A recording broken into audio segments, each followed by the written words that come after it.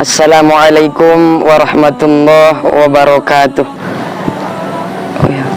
Alhamdulillah, wassalatu wassalamu ala rasulillah alladzi la nabiyya ba'dah. Allahumma salli ala sayyidina Muhammad wa ala ali sayyidina Muhammad. Saudara-saudari rahimani wa rahimakumullah, kembali kita memuji Allah dengan ucapan alhamdulillahirabbil alamin, yang telah memberikan kepada kita nikmat kesehatan dan nikmat kesempatan sehingga kita masih dapat memperbaiki diri kita dengan banyaknya dosa dan kesalahan yang telah kita lakukan selama ini. Salawat dan salam tetap tercurahkan kepada baginda junjungan alam, yakni Nabi besar Muhammad sallallahu alaihi wasallam, dengan ucapan Allahumma sholli ala sayyidina Muhammad wa ala ali sayyidina Muhammad. Saudara-saudari rahimani wa rahimakumullah, pernikahan atau dalam bahasa Arabnya nikah itu diawali dengan huruf nun yang artinya nasia, melupakan masa lalu. Jadi ketika kita ingin melangsungkan pernikahan, lupakan seluruh masa lalu yang telah kita jalani selama ini, supaya mendapatkan yang insya Allah keluarga sakinah mawaddah warahmah, yang mana di zaman sekarang banyaknya perselingkuhan. Di zaman sekarang banyaknya pernikahan cuma 1 bulan. Kenapa? Karena masih mengingat mantan. Dia tidak tahu ilmu nikah, tapi sudah nikah. Ini yang bahaya. Yang kedua, kaf, artinya itu kafaah. Cukup istri atau suami yang ada di dalam hati kita. Jangan berpikir dengan perempuan lain sehingga keluarga kita harmonis, dihiasi canda tawa dalam agama. Adapun yang ketiga yaitu alif, ulfatun, lemah lembut. Jadi suami istri dianjurkan untuk lemah lembut dalam menghadapi suatu masalah.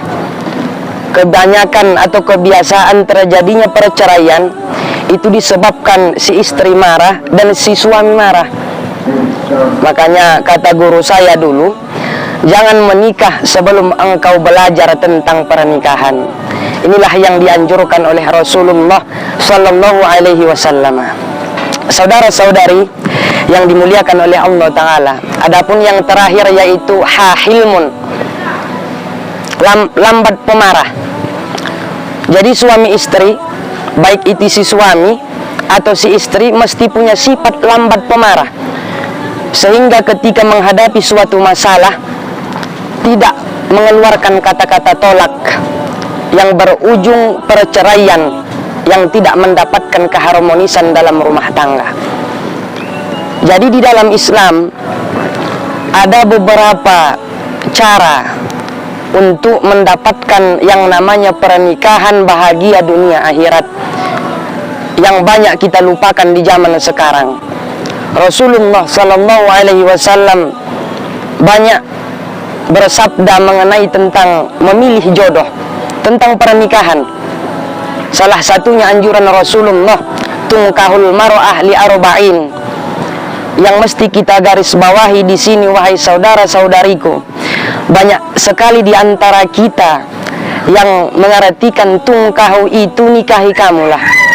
Sementara kalau kita buka itu kitab sorof, tungkahu itu bukanlah fi'il amar, melainkan fi'il mudhari majhul, yang diartikan dengan dinikahi perempuan itu karena 4. Jadi 14 abad yang lalu, 14 abad yang silam, Rasulullah telah menggambarkan bahwasanya umat Rasulullah, terkhususnya di akhir zaman ini, menikah ada kalanya dia nikahi karena cantiknya saja.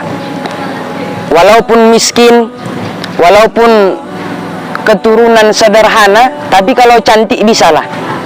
Nah, ini banyak model yang seperti ini.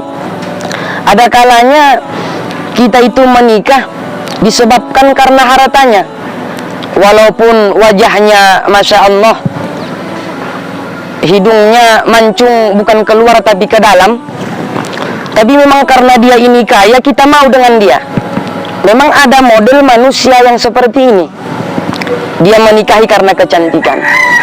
Adapun selanjutnya, manusia itu menikahi karena keturunannya. Mungkin keturunannya itu orang mulia, walaupun jelek, walaupun miskin, tapi karena keturunan orang mulia dia menikah. Tapi yang mesti kita waspadai, yang mesti kita berusaha untuk mengamalkan apa yang dikatakan Nabi, menikahlah karena agamanya. Fazfar bizatid din taribat yadaka. Maka nikahilah perempuan atau carilah suami yang kuat agamanya, sekalipun dia itu miskin, sekalipun dia itu jelek, sekalipun dia itu dari keturunan yang tidak mulia. Saudara-saudari rahimani wa rahimakumullah, inilah tata cara yang diajarkan oleh Rasulullah sallallahu alaihi wasallam. Para istri Rasul mengatakan baiti jannati, rumahku adalah surgaku. Padahal Rasulullah tidak memberikan kemewahan kepada mereka. Rasulullah tidak memberi perhiasan yang mewah terhadap mereka. Tapi kenapa mereka mengatakan rumahku adalah surgaku? Pernah dikatakan guru, rumah Rasulullah, istri-istri Rasulullah itu rumahnya tidak satu tempat, tapi berdekatan. Kalau dikumpulkan kira-kira luasnya itu 200 meter. Rasulullah tidak memberikan kekayaan kepada mereka. Tapi kenapa mereka bahagia? Karena Rasulullah mengamalkan agama. Inilah yang kita lupakan di zaman saat ini. Di zaman sekarang ini kita melupakan tentang pernikahan. Kita menikah karena gantengnya, sehingga suami kita itu mencari istri lain, selingkuh karena mempergunakan ketampanannya. Banyak pula disebabkan dia itu keturunan yang mulia, dia itu mencari perempuan lain. Jangan salahkan dia, tapi salahkan kita. Kenapa kita tidak memilih jodoh? Karena agamanya. Saudara-saudari yang dimuliakan oleh Allah Subhanahu wa taala, mungkin sampai di sini yang dapat saya sampaikan. Mudah-mudahan kita ini dapat mengamalkan yang diajarkan oleh Rasulullah sallallahu alaihi wasallam, terkhususnya tentang pernikahan. Bukankah kita ingin pernikahan seperti Sayyiduna Ali bin Abi Thalib dengan Fatimahuz Zahra? Mereka bahagia disebabkan mengamalkan agama. Bukankah kita tidak kepengen dengan kehidupan Rasulullah sallallahu alaihi wasallam dengan salah satu istri beliau, yaitu Sayyidatuna Aisyah radhiyallahu anha?